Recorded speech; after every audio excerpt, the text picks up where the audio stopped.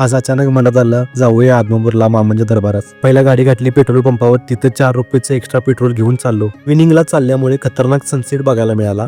बघत बघत कधी आदमापूर आलं कळालंच नाही. तिथली गर्दी बघून वाटली की जत्राच आहे कसली, पण ती तर अमावस्याची गर्दी होती. मग गाडी एका साईडला लावली आणि चप्पल लपून गेलो आम्ही दर्शनला. तिथली गर्दी तर सांगत नाही, तुम्हीच बघा.